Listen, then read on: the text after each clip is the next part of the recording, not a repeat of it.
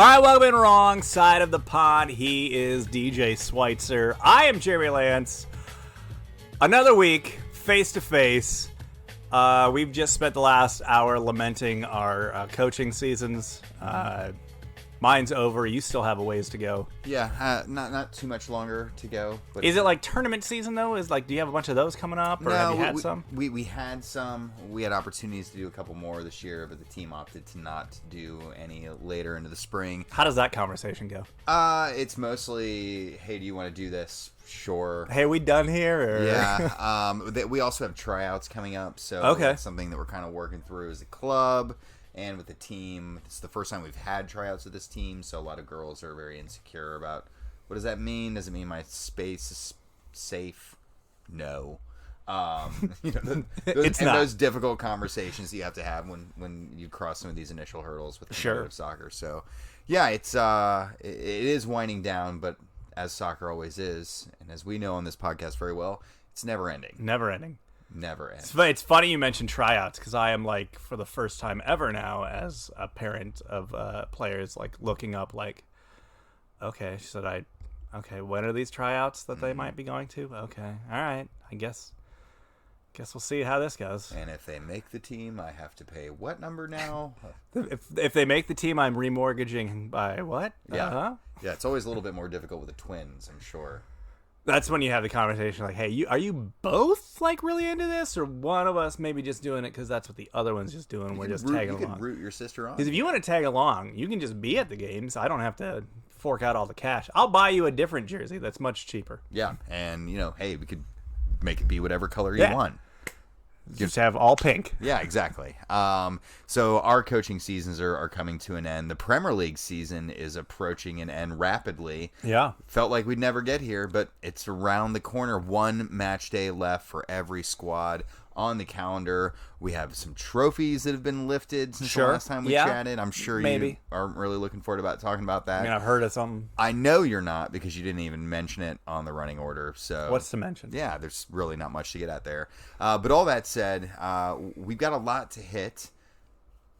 Let's get to the fantasy part. Let's hit it. That's what no one actually wants to talk about. And actually, there's some great drama that has unfolded in the fantasy ranks. Here at the penultimate week. Yeah, penultimate week in the Premier League calendar. No change at the top. You thought it was going to be something really fun.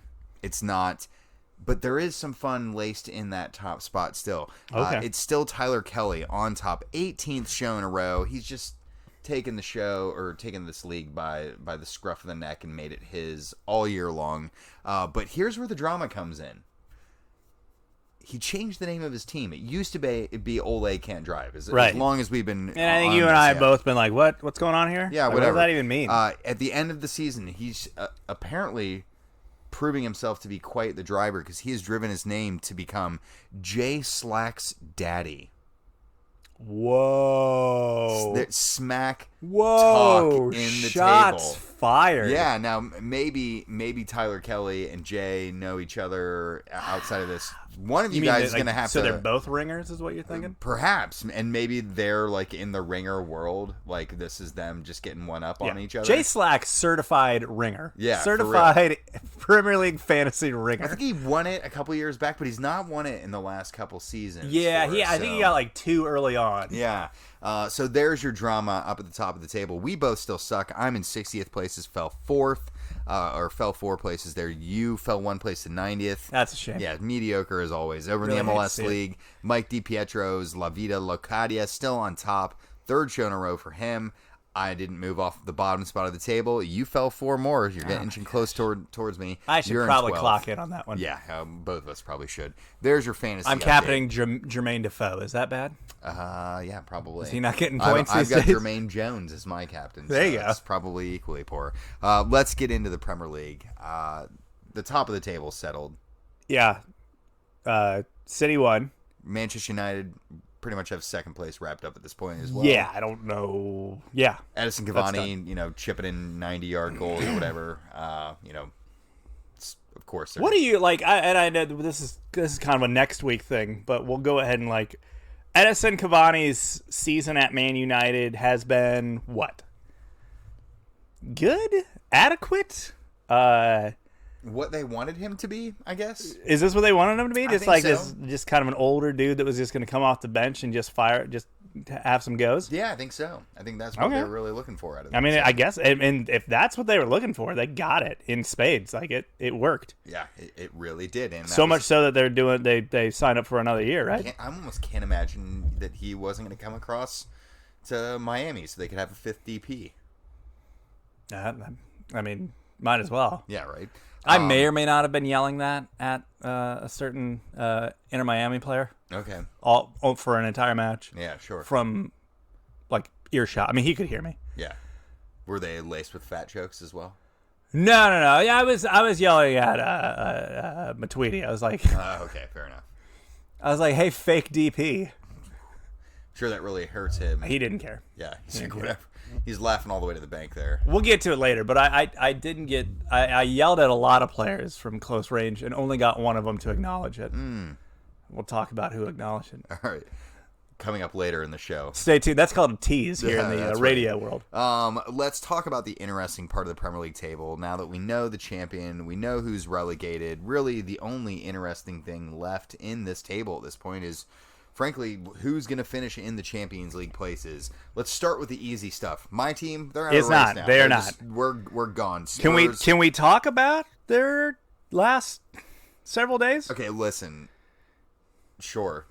Talk about things that didn't make it in the running order, but What happened in the knew weekend? it. Weekend was good, right? You guys beat somebody or no? I forget. It seems like a century. Everything's blending together. Literally, it seems like a century ago at this point in Tottenham land. I think we had a win at the weekend. Yeah, Kane scored some goals. or Yeah, had you one- probably had played one at somebody- least. That's I- absolute garbage. Yeah, and then we get to after that match, and all the fun stuff starts happening in Tottenham land as it tends to happen at the end of the season. Harry Kane wants to leave, kind of Yeah? confirming what we all knew. Like really wants to leave. Yeah, like like it's not he's- like hey guys, I think I think my time's up. Sounds like he had a handshake agreement with the club last year, like, hey, this is my last year here. Like, yeah. So go through this. So there was a handshake agreement potentially with the ownership, like hey, this is my last year. right. Then Should- they keep Mourinho on, which is really, that's when you're like, why did we stay the ship? Because with the whole time you're going, well, if they win a trophy, maybe that'll be enough to keep Kane around. I mean, they almost did. But honestly, like, okay. It would have been awesome for you guys to finally break that duck and win that Carabao Coffee Cup.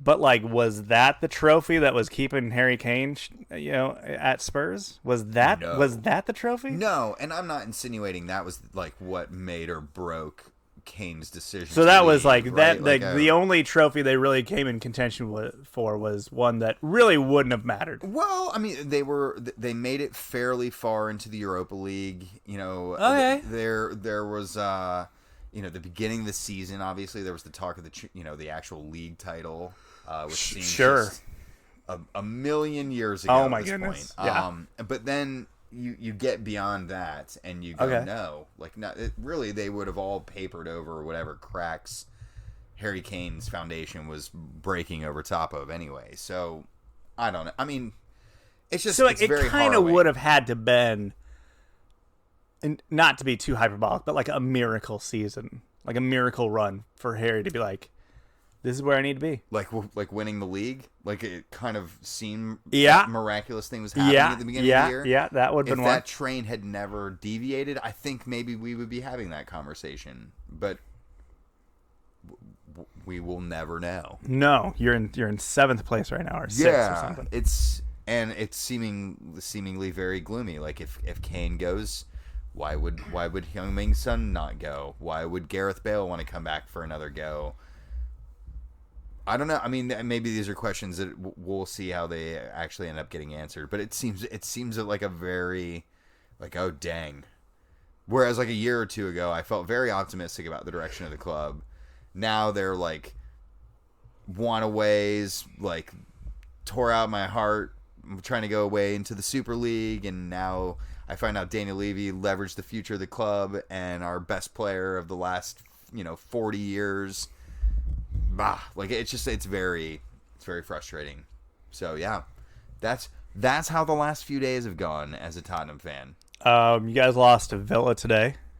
That's cool. How did that happen again? Sergio Reguilon had a worldie of a I mean, goal. that thing was. I stood up in the office. I was like, "Wow, what?" And then, like, I literally was like, "Oh, Yeah. I'm sorry, I was not paying attention. That's the wrong net." Yeah. It's one of those that you kind of just wonder, how does that actually unfold? So I'm really happy I didn't watch the game live. I feel like if he tried, he couldn't have done that shot. No. Like No.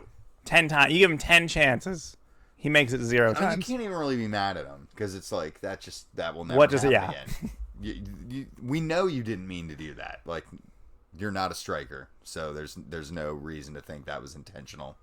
So yeah, that's just seems the perfect way to end the season for Spurs. You know, we've got one match left, but Not just one man. Like, you have Leicester. So, like, literally the last thing you can do in this season is completely torpedo Leicester's season and let them flounder for the second year in a row. I mean, they may do that themselves. Well, So, I mean, they did do that themselves by losing matches down the stretch, sure. but you guys can drive that final nail in. I mean, if that's where I'm trying to find some refuge in this chaotic mess of a season, like the Mourinho effect is in full on. Like, we didn't get the trophy, but we are Right. getting the aftermath of the Mourinho. You got all the Strong. Mourinho bad stuff, none of the good stuff, yeah, right? we got every ounce of the bad, and it's been Players like wanting out. It's been the worst disarray. of the bad. It's been like a lot of times when Mourinho leaves, like your best players don't leave with him, right? Like the Nope. first time when he left Chelsea, Lampard stayed, Drogba stayed, Cech stayed, Ashley Cole stayed, Yeah, he Terry took nobody stayed, with him, right? no. Like no one left with him. And I'm not saying that he brings people with him now. Like, it's not like wherever he pops up is where Harry Kane's going to show up next. You know, that's very unlikely to happen. But we are just, like, our youth system seems garbage now. That's a Mourinho trademark. He'll do that one. Yeah. You know, our first team is in pure chaos. Like, they all hate each other, and they're camps, you know, that are pro whatever now. And it's just, it seems like the worst thing possible, like imaginable. It's very harrowing. Who, and I know I'm going to ask you this like 18 more times between now and August. Cool. Who's manning that touchline come August? Like next match day 1, who on earth is standing there in a nice, designer shirt and tie, just, hands on the belt loops, just kind of looking out there, watching his team play? I mean, best case scenario right now, and I mean this in all honesty, Jason Sudeikis. Could be good. I'd watch that. Look, if Daniel Levy really wants to like sell the corporate soul like up the river, like just go for it. Like, who cares? Just then give us the premise of the show almost. Like, is that what's happening here? Who's Daniel Levy mad at? Like, who's he mad at? Himself, I guess. And he's punishing his himself hairline. Like this? I don't know. It's pretty tough. I literally have no clue who's going to be manning the touchline. Graham Potter is like, I feel like everybody's talking themselves into liking this idea. Mm-hmm. Have you reached that level yet? No. Okay. Not there yet. There's been a link to maybe a Spanish coach. Sure. Who would that be? I'd never heard of the guy, so it's always one of those good feelings. But so, hey, I knew who Pochettino was before he arrived at Spurs. Courtesy of him. Already being in the Premier League. Yeah. Well, I remember him as a player too, so that Sure. kind of like helped a little bit. But I don't know. I mean, I said this I think on last week's show or the one before. In the past, when Spurs have made coaching changes, it felt like there was like a plan in place to like, here we go. And this time it seems wholly like we're just blowing in the wind. Well, and it feels like there's like, who's out there? Like, obviously, post Euros there'll be some sort of shake up and some more managers will shake loose. But like right now, like who logically is like even an option? What's that have from Graham up to? Probably, Yeah, I would imagine he's managing in like Qatar or Yeah, something like that. most like. I mean, there's that Jew connection there. I don't know. There you go. I'm searching at the bottom of the barrel here. You got to for get your connections where you can. Any sort of connection there. So no, I don't want Avram Grant. But I mean, I genuinely don't know. Like that's the bigger issue is like, well, if there's no achievable manager, Gus Hiddink. Sure. I think he's like the Curacao national team manager at the moment. Yeah, he certainly is, which seems odd enough in its Bit own right. of a dip from some of his other stints, but whatever. Yeah, it's that Dutch connection. Take there. the gigs where you can get them. He's trying to lure Jurgen Locadia to come play for them. I mean, at this point, I think Lucadio should feel privileged to get that call up. Yeah, it's a valid point as well. Let's move on from things Spurs related. They're out of it. Everton are also out of it, despite themselves getting a win today, I think, on the calendar. But they're it was out a good of run. contention. It was an admirable run for Everton, who again, they're still, I guess, possibly. I mean, along with Tottenham, possibly in the hunt for Europa. Like one of them might end up with some Europa action, which, yay, Cool. West Ham is technically still in this sort of, maybe no, they're out too, aren't they? Yeah, West Ham are out of it as well. Well, that sucks. Yeah. Bummer, guys. Yeah, I know. I mean, it was just weeks ago that it looked like, hey, either West Ham's gonna finish top 4. This is unreal. No, it is unreal. It literally isn't real. And it didn't happen. And then everyone remembered, hey, who's our manager again? It's still David Moyes, right? Oh, here we are. Never mind. Yeah, let's Carry on. let's move on to a different location. So you have Leicester City. They lose. Well, hey, they win the FA Cup. We can mention it now. Yeah. FA Cup winners. They beat Chelsea by a 1-0 scoreline. Mm-hmm. Chelsea had some questionable VAR moments or lack of VAR moments. Sure. One being Leicester's goal that there was what appeared to be a handball in the immediate build-up to the play. No one knows what that means anymore. Why? And why look into it? Why Yeah. look into it? Well, I mean, there's no reason. Seems unnecessary. No, we are not going to start now. And then Chilwell on the what we thought was the equalizer for Chelsea in like the 88th minute or something like that. He was offside by an absolute, like, just a pubic hair. But that's how we're calling it these days. So. It really is. Womp womp. Yeah. And that's how the cookie crumbles. The Braj gets his trophy, so like that's a win. Mm-hmm. So now it almost isn't that bad of the fact that, like, oh yeah, bud, you've once again farted away the top 4 for the second year in a row.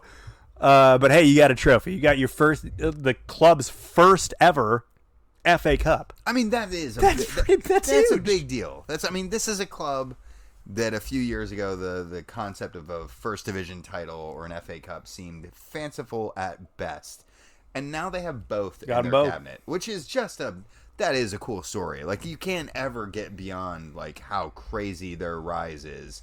And as a Spurs fan who's just watched Leicester just blaze on by us, it's really maddening as well. Is this like the meme of the guy like turning his head towards like Leicester City as they walk by, and yes. like Spurs are like, what? Yeah, that's exactly what it is. But no, congrats to Leicester. Big for them. Then they turn around in league play and just crap the bed. They sure did.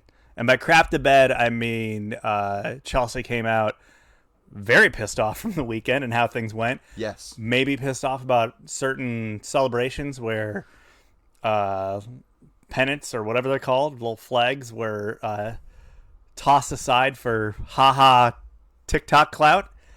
And certain members of the Chelsea squad, like Anthony Rudiger, that took it to heart and played as if his life depended on it and had probably one of his best games. I mean, he was like dribbling the ball around dudes. I'm like, dude, you're a center back. I saw a compilation of Rudiger's highlights from the match, and he looked like a man possessed. Oh, and then once the game was in the bag, he was like, now I'm going to like try to fight some people. Yeah. He's some pent-up frustration, I think, in that guy at the moment. But No, I mean Chelsea wiped the floor with them.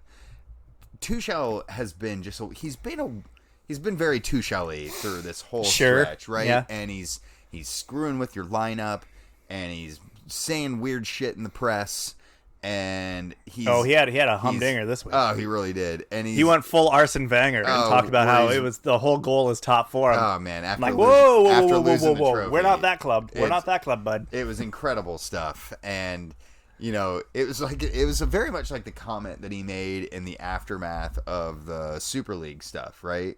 Where he came out and was like, "Oh, look, I came to Chelsea to play in the best competitions, and this seems like the best competition to me, so that's what I'm trying to do in it." And then, like, once it all fell apart, he's like, of course I was against the Super League. And then the Champions League reforms came out, and he was like, "Oh, this is the worst thing that's happened to the Champions League in forever." And like, dude, what are you? Yeah.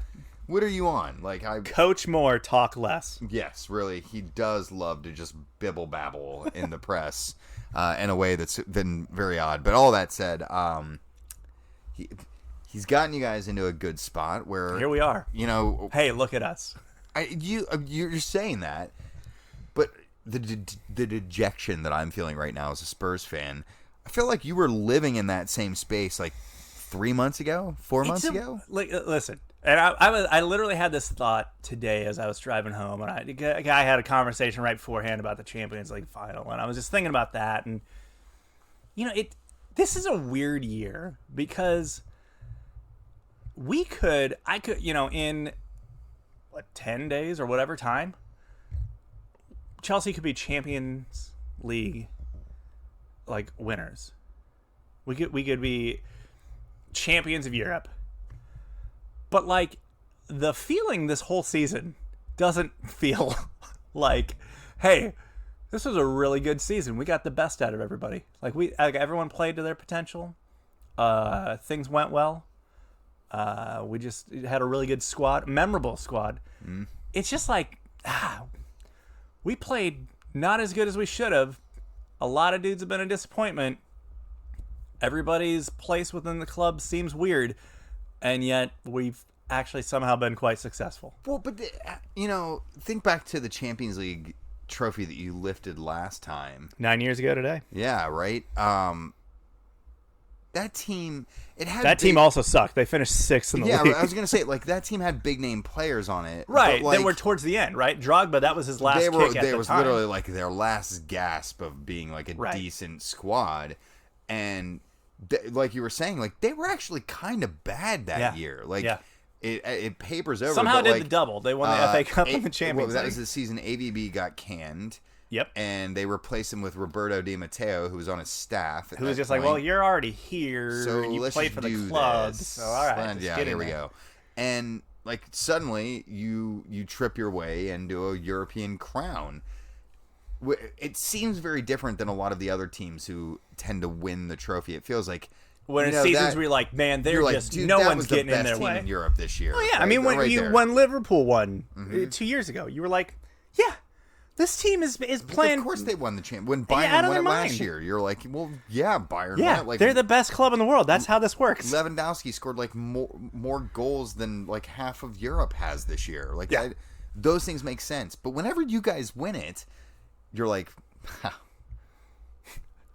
we kind of are terrible. Again, the last time we won it, 9 years ago today, it was a combination roster of the Mourinho core, that Mourinho spine, and then like we filled the gaps with a young Ryan Bertrand and Jose Basingua and a David Luiz that hadn't really proven himself yet.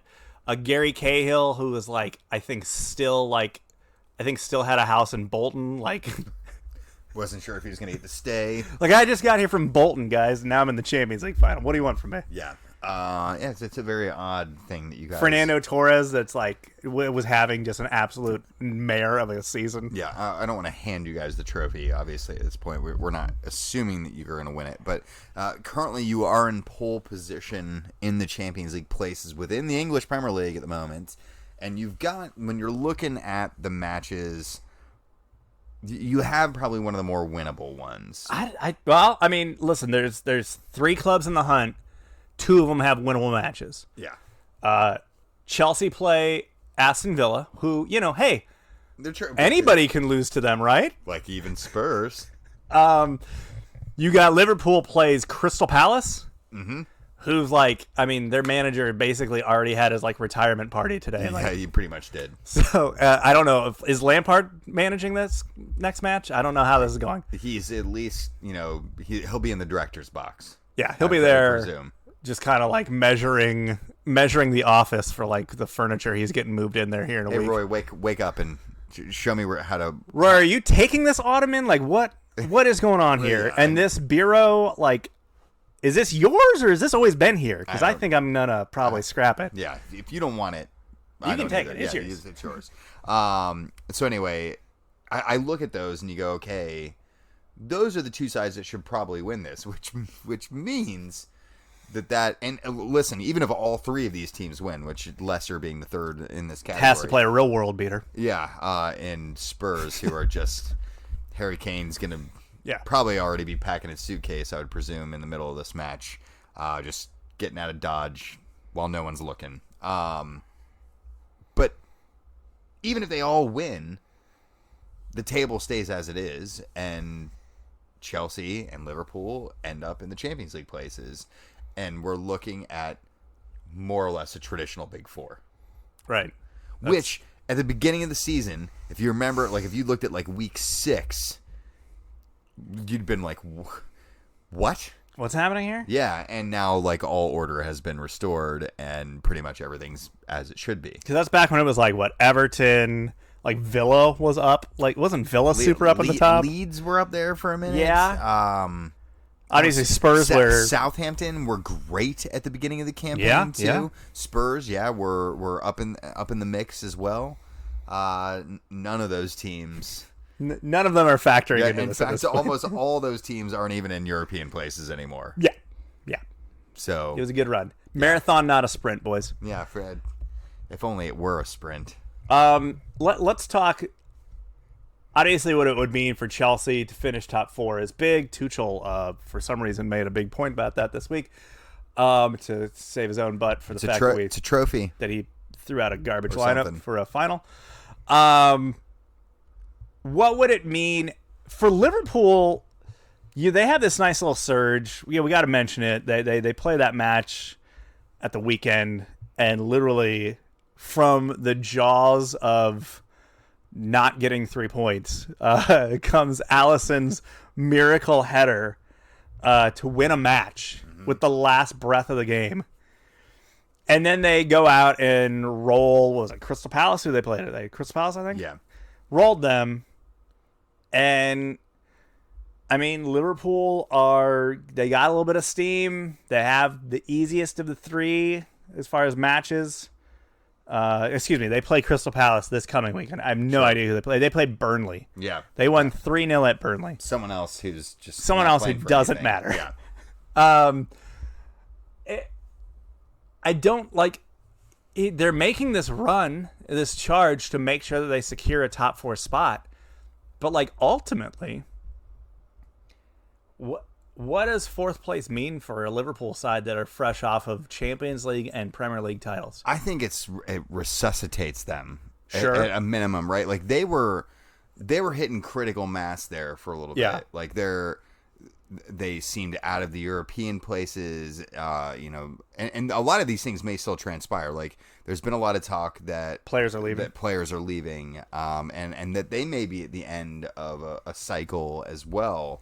And maybe that will happen, but Champions League saves a lot of that, right? Right. Like if they miss out on Champions League, Mo Salah's probably pissing off to Madrid. Right. I mean, a lot of those players that have options and have like the whisper campaigns about them going somewhere else, they're not going to stay around if they're not playing Champions League football. Like the players at that level just don't do that. No. So I think this helps them tremendously if that's the case. But they have to get the job done this weekend against Crystal Palace, and so this saves face, right? Yeah, I mean that's what happens if they do that, and it keeps a fan base who are restless a little bit, given the Super League stuff and how the form of the team and some of the decisions that have been made off the field. It gives them back a little bit of that goodwill and allows everyone to refocus their energy on next season a little bit. So I think it would be huge for them to finish in those top 4 places. So Leicester City would need to not only win, but they would need either Liverpool or Chelsea to drop points on the final day for them to make it into the top 4. This, again, we're not counting the chickens before the hatch, but this is setting up to be a second year in a row where they collapse late and miss out on Champions League football. Again, FA Cup winners, big moment for the club. What does this mean for Braj and the Foxes? I think Rodgers says that he didn't want to leave, and he had unfinished business. I think he can feel good about winning something if he truly is like the man for Spurs. God, I hope not, but if he is, I think he'll feel fine about leaving, having won some silverware now.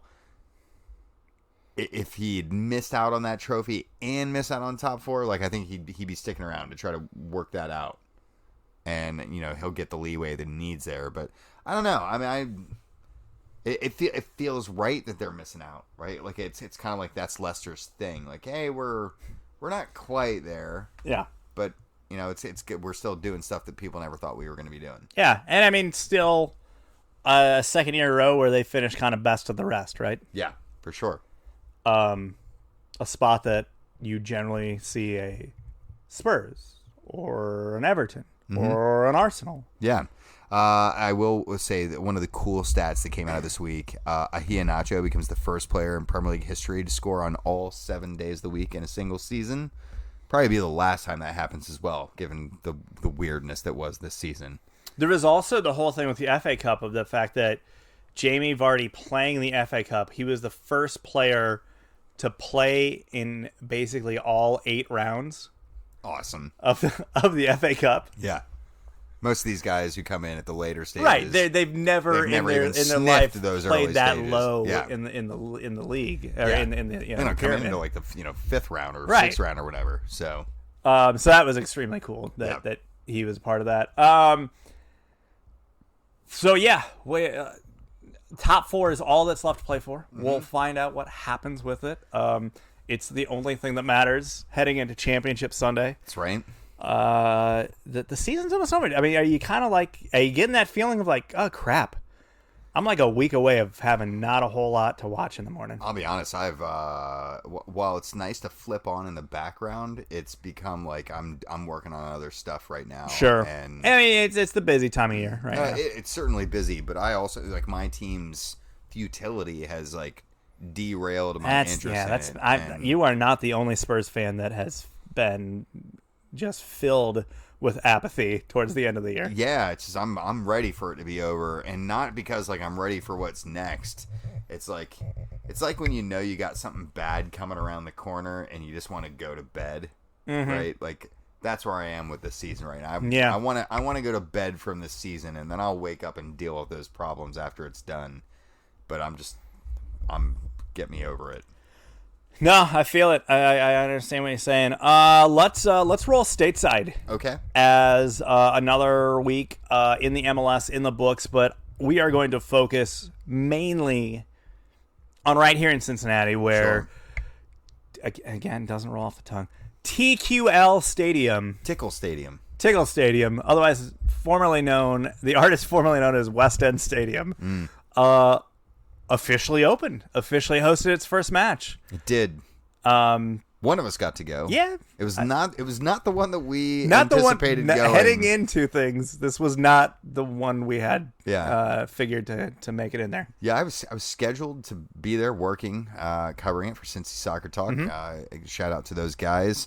I was scheduled to sit on my couch and watch it. Yeah, which, I think we were all content with where everything was going. And then I found out that I had a soccer game scheduled for the team that I coach that had gotten moved, and there we are. So, and I found out that my buddy lucked into some primo seats. Yeah, all-inclusive seats at that. Oh, man.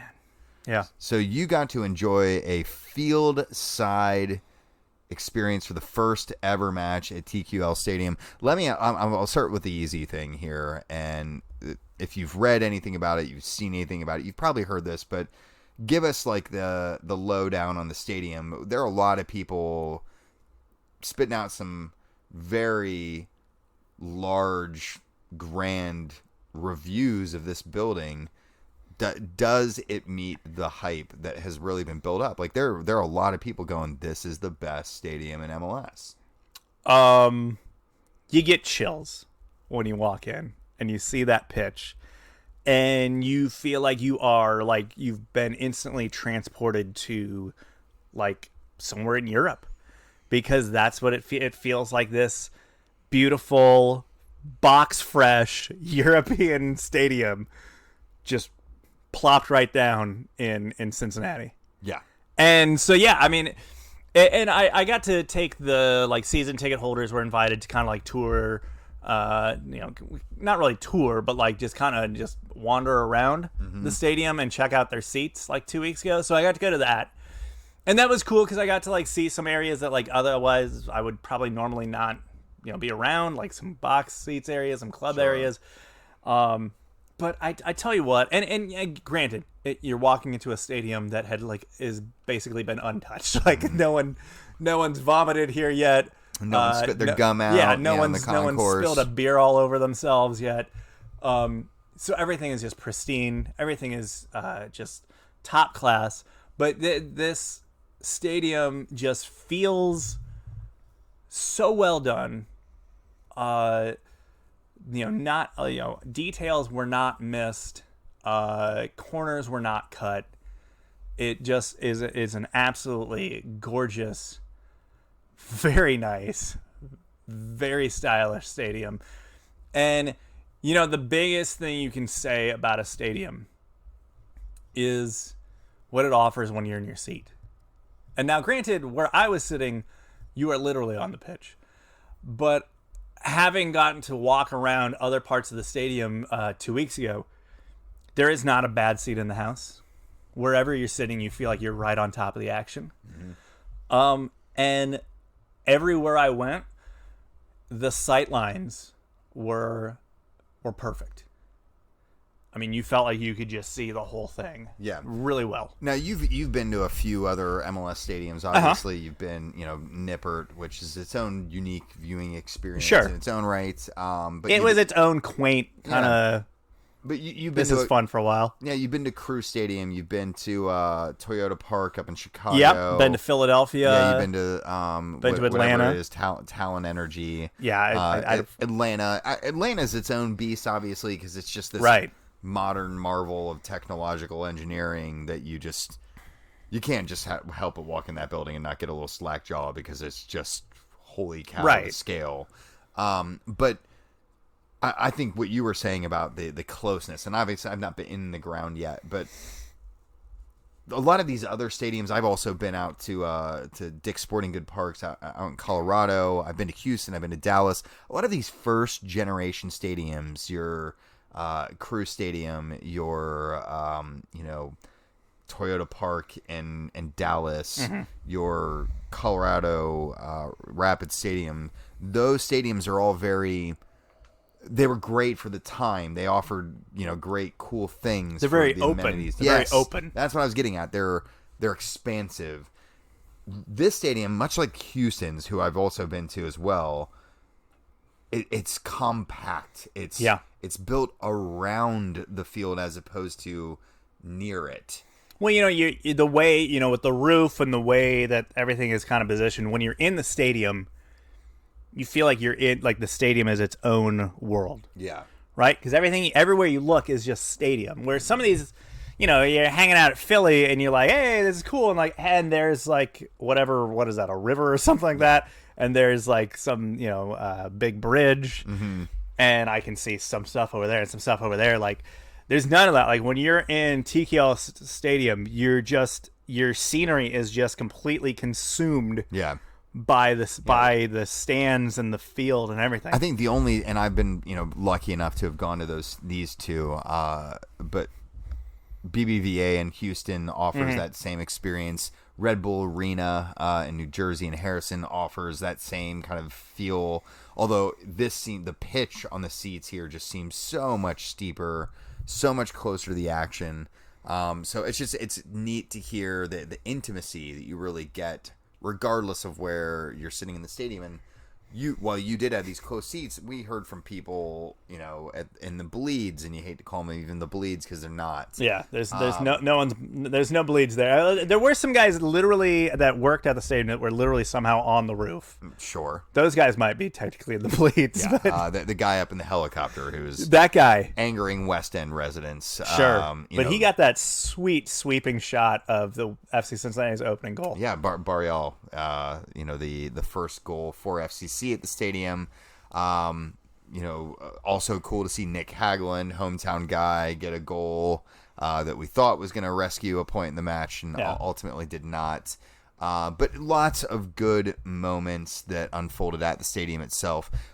Tell us a little bit about the experience around the stadium. I know you had an opportunity to visit a few of the things. One of the things that was always a little worrisome about leaving Clifton and coming down to this new ground was the idea of, is it going to be okay down there to not have all the surrounding Clifton amenities? And obviously we knew that was the perk of going to OTR, to the West End. But how was it on the first match day there? Well, yeah, so I mean, you don't, everybody in Clifton had their setup. And so it was going to be a big question of like all these supporter groups, like, were they going to be able to kind of get their own place, their own setup, and have it all work as far as that pre-match festivities that go on a match day? And the supporter groups have come together and created this Incline Alliance, which, by the way, already has a better logo than the Crew. I'm not sure how a supporters group alliance can somehow pull that together, but a multi-million-dollar MLS club can't sort out a good graphic. Weird. But moving on, they've all, everyone found their spot, everyone found a location, and talking to people, and just from being able to like pop into some of those on the day, everybody, it seems like they really love the location that their supporter groups have landed on. So I went to the pitch, I believe, I don't know, the Mafia or one of the smaller groups. Queen City Mafia. Yeah, calling that home. Now, that one is the closest to the stadium. So you actually have to backtrack a little bit to march in. Whilst others, the Pride are way off, kind of in, kind of the OTR area. They're at like the absolute north edge of it at Northern Row Brewing. They're hanging out there. They're starting the march. They're coming down to Finley Market. They're collecting with some other people. They're going down to Washington Park, where Dienenstadt, who's hanging out at the new and improved Sam Adams kind of like tap room, beer garden setup. Temporary venue for them. I think they're moving to a new spot once it opens up. Okay, cool. Yeah. But I mean, it sounds like that was a decent fit for them. So, and then everybody kind of collects at Washington Park, which is this huge, very nice park that's like literally a block away from the stadium, which was cool. That's where we headed over there from the pitch, which was a bar we definitely want to check out because our buddy Caduce is one of the owners, and we have some cool bars in this city. We have an amazing soccer bar in the city, but they were adding to that array of soccer bar options with the pitch, and we went there and hung out and had a beer. They literally had just officially opened the day before they opened. They had like a soft open Friday, an actual launch Saturday, and then it was match day 1 Sunday. So madness. Boom. Hope the staff was ready. Yeah. So we went there. That was awesome. We walked over to Washington Park. And then everybody just started collecting, and we watched the march come into Washington Park, caught up with them. It was cool to just kind of see some of the, familiar faces that you just, we haven't seen people face to face in a while, you know? It's a little weird. Seeing guys like Chris Marshall and Matt Brew and Jeff Tebbets and both Weigels. I got both flavors of the Weigels while I was out there. Tasty. Just getting to see everybody again was super awesome, but just like everybody collecting in from all the supporter groups. The march collecting in, circling up, revving up, and then heading into the stadium. And we marched in with them, and it's a shorter jaunt than the one in Clifton was. The one in Clifton was like you couldn't have just like been like done that on a whim. Like you had to kind of be ready for that one because that's quite the walk, especially if you're starting at Mecklenburg. Yeah, if you started from Mex, it was over a mile. Yeah, so, get ready for that's your big boy. Yeah, but no, it's awesome just to hear that's happening again in the city, that our base is growing. We've got another soccer bar in town, which is great to hear as well. Mm-hmm. Literally, you can never have too many.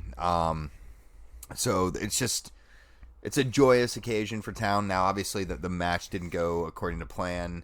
I think we'll save that for another day and let this be the joyous occasion of what's unfolding there, and hope that better days are ahead, at least as far as results are on the pitch. Yeah, I mean they could have held on to a point had their back line not chosen the worst moment to just basically collapse in on itself like a dying star. Well.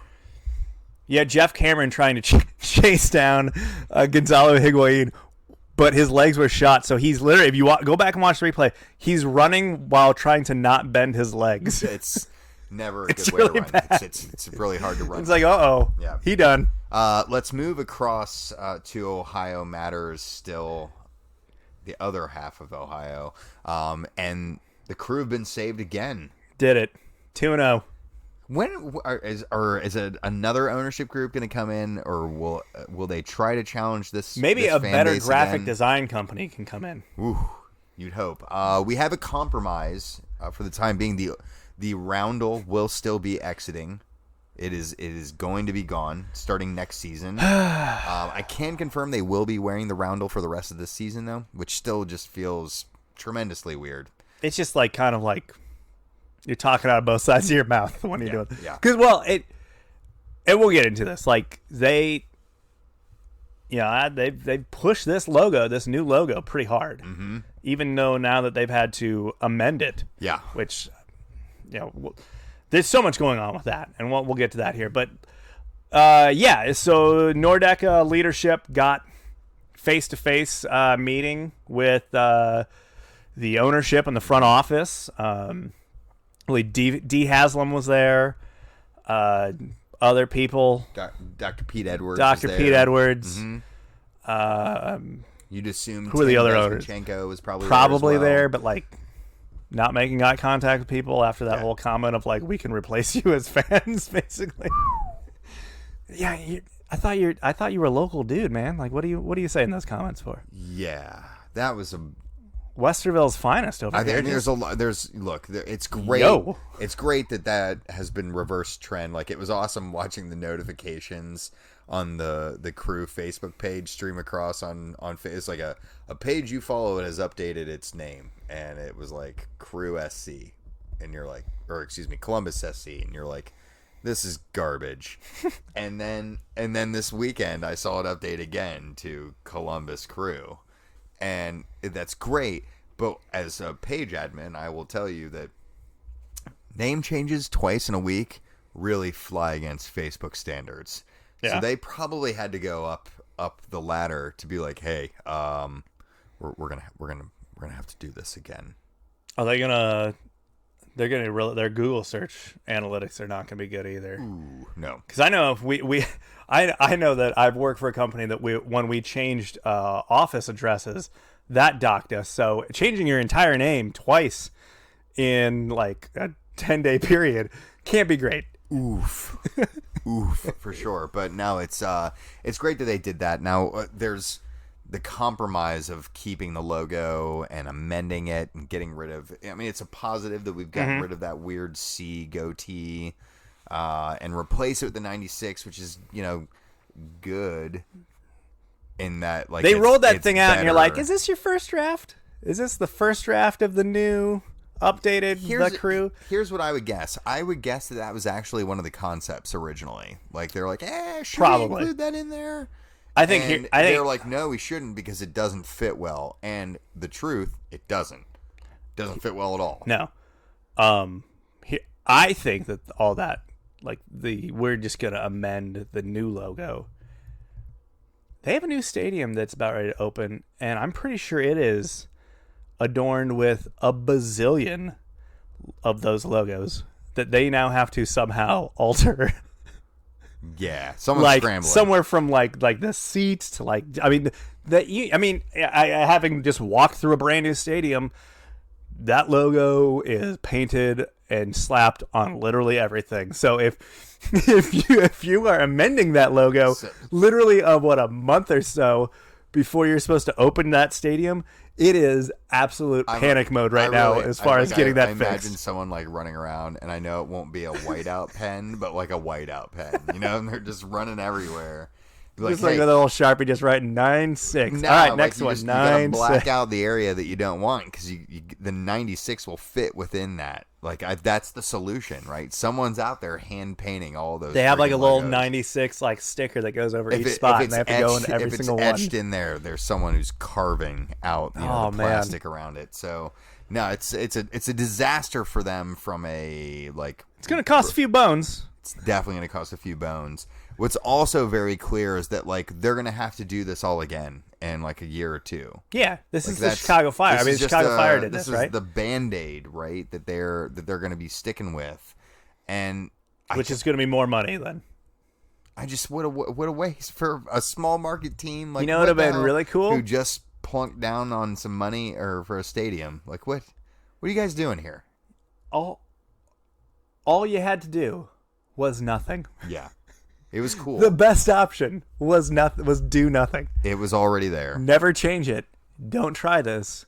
Save money. Save face. Nobody's mad. I'm not trying to attribute this to the wrong source, but there's that great quote that's like the simplest solution is usually the best one. Hey, yeah. Don't do shit. Yeah, don't do anything. You just didn't have to do shit. Should we change this logo? Yeah, No. No. What if we didn't? Cool. Is anyone asking us to do this? Yeah. No. Then why are we doing Yeah, it? there's zero demand for us to change a logo what if or we a name. changed it?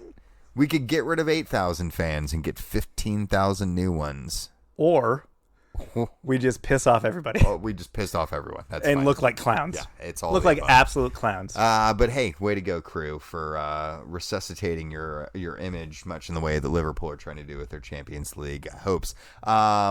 That's pretty much it on the domestic front. The MLS season remains young. Don't want to get ahead of ourselves, getting too heady about things at this point in the year. Seattle looked good. Is anyone surprised by that? No. LAFC have been surprisingly not that good. The Galaxy have been surprisingly better. Yeah. Like, I think a lot of people were super down. I mean, I think both of us were pretty down on the Galaxy. That was kind of a universal, like, in the whole MLS prediction preseason thing. Mm-hmm. Everyone was like, Galaxy and Red Bulls both suck. Yeah. And it's like, no, actually, the Galaxy, like, Chicharito is alive. Yeah. He is awake. He is alive, and he's trying to prove some people wrong. I'm still here. Remember me, the little P.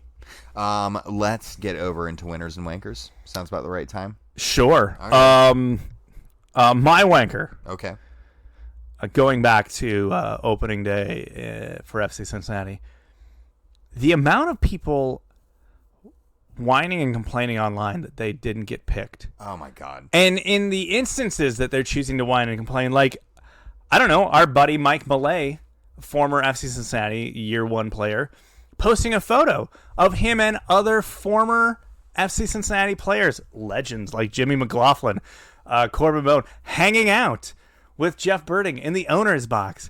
And dumb fans having the audacity to think that was somehow cutting into the 6,000 season ticket holder allotment, and some real season ticket holders have been season ticket holders since day one. They didn't get to go because Jimmy McLaughlin got to sit with Jeff Birding in an owner's box. Yeah.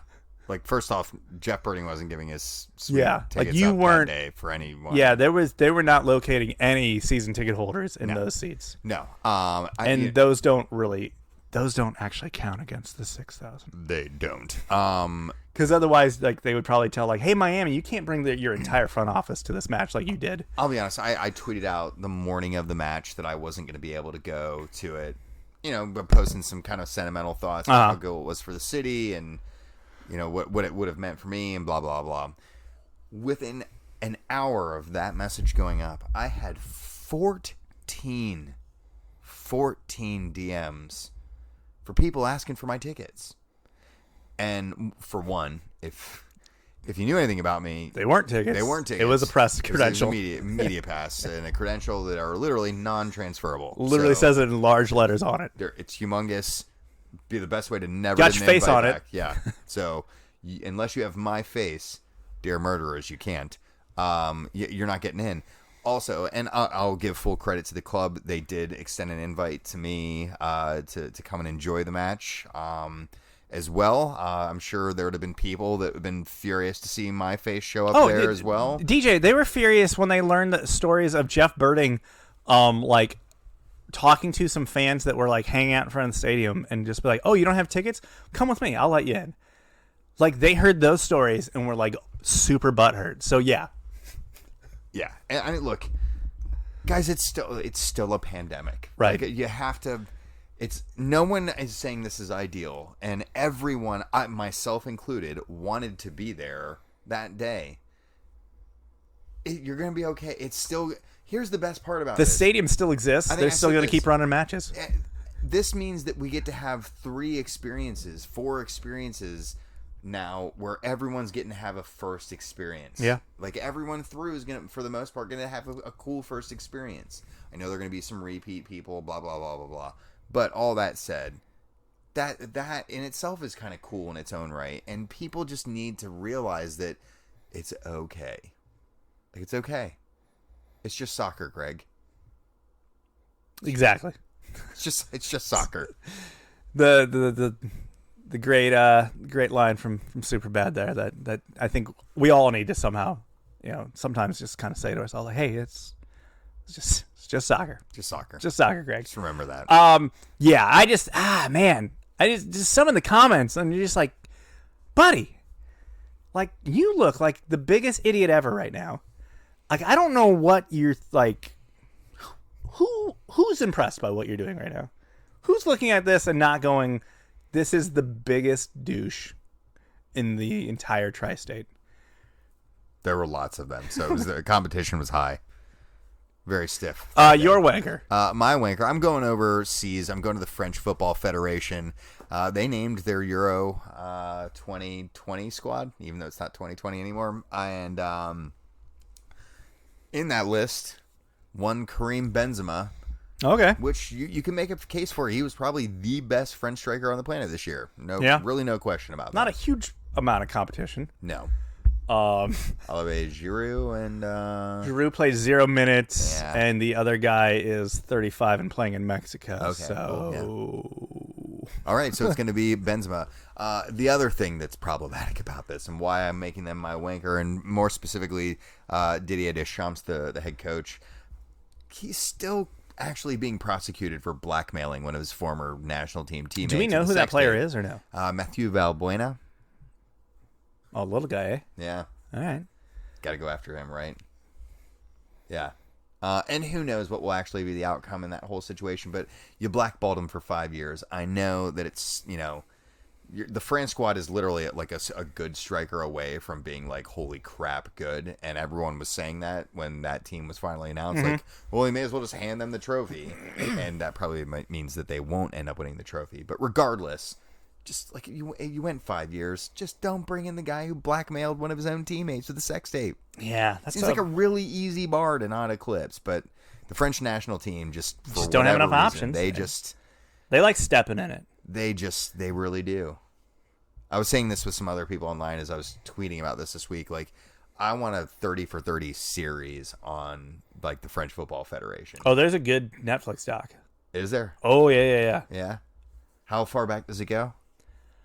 I I forget. Well, so I'm blending now in my head like that, and then like the Anelka documentary, because obviously that dives into like the whole like when the team basically just boned out there at the World Cup. There's one of your 30 for 30s, because you go 98 World Cup, they won it, they hosted it. It was, tremendous moment. Then you get into the revolt, and what do they call that? A mutiny. With the Anelka situation. You have the Zidane headbutt situation. Oh yeah, okay, yeah. Right? There's another one. The racial quotas at Bellefontaine, their academy wasn't great. No.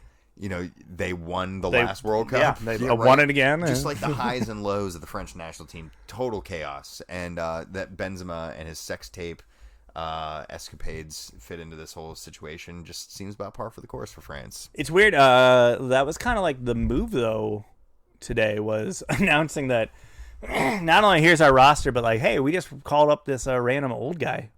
Got some old heads in there. Like Germany brought in Hummels and Mueller. Yeah, why not? Like, oh, okay. Mueller's do you guys not have like a deep bench to pull from? I feel like you do. Nah, we'll just bring him in. Okay, all right. Yogi Löw's like, I'm bringing my old friends along for this last ride. He's like, come on, guys. What are you gonna do? Fire me? Get on board. Come on. Who's your winner this week? My winner is just, hey, fans are back in the UK. It felt good. Like, it felt good to watch a match and hear real fans cheering. That was cool. Don't talk to any Spurs fans about this experience. It's gone really poorly for them. I know John Terry clowned a bunch of you guys. Yeah, they got charged like 60 pounds a piece to show up and watch that drivel unfold, and it's just like the extra. But no, I agree with you totally. There was a point this weekend when I heard actual fans, this week when fans booed, and you could hear it. I was like, yeah, that's real fan boo. Like that's the stuff I've been missing. Oh, yeah, there's cool. Like in the Chelsea hosting Leicester yesterday, the Chelsea fans were chanting at the empty away stands, questioning their loyalty. Yeah, take that. Had it coming the whole time. Yep. Couldn't even show up for that match you didn't have tickets to. Losers. Typical sport. My winner this week, I'm going down to South America. A place we don't often finish, but I don't know if you heard about this. River Plate had a Copa Libertadores match tonight against Santa Fe from Colombia. Ran out of players. Not just ran out of players. They had 10 players start the match total. That's it. That's all we got. No subs, 10 total players, and they had to start a field player in goal. This is basically a Champions League match, a Champions League group stage match. And they rolled out with 10 players. And didn't CONMEBOL, not allow them to sign a keeper heading into this match? Yeah, I mean, they were down to their 5th choice goalkeeper. And basically this is all over COVID. Right, they had an outbreak. They had a big outbreak within the squad. And CONMEBOL was like, nope, you're playing it. And they were like, crap. Can we at least sign a keeper? No. And they said no. No, you can. And so they went ahead and played, and they squeaked out a 2-1 win against Santa Fe. Unreal. Gave up 73% of possession. How bad is Santa Fe? I mean, I think they're like one of the top 2 teams in Colombia at the moment. Now, not at the moment. I don't know if you know what's going on in Colombia right now. It's a total shit show. South America as a whole not having a great moment. It's not going well in South America. But while everyone's kind of paying attention to like the Middle East at the moment, Colombia is having a total meltdown. I have some friends who are Colombian, and they were telling me about it this week. And the Copa America is supposed to be held in Colombia this summer, and like there are citizens being killed by the Colombian military in the streets right now, and everyone's kind of going like, why are we hosting an international tournament right now? And everyone's going, well, the last time we were supposed to host a big international tournament, it was also yanked, so we would like to not have that happen again. It was during like the Escobar days, or what? Yeah, it was supposed to be, I think, the '86 World Cup got yanked and dumped into Mexico. That'd be then. So anyway. Those games are now going to be played at the Hard Rock Arena or whatever it is in Miami. Yeah, most likely. Either that or the Hippos. All of the Hippos from Escobar's There you go. exploits have gotten loose, and let's watch them play instead. But no, I'm giving it a River Plate. Huge win for them, overcoming amazing circumstances to make that all work. And look, anytime you got a field player in goal, it's just kind of like Allison scoring that ridiculous goal for Liverpool. Like those are the rare moments that we live for in this sport. Like I wonder how many saves the guy actually had to make, or did like River Plate just basically park the bus in front of him? So they totally parked the bus, but they gave up 22 shots. I didn't happen to see how many saves they ended up having to make, but that's wow. It's a inconsequential number. So congrats to River Plate. That gets us to the end of this week's show.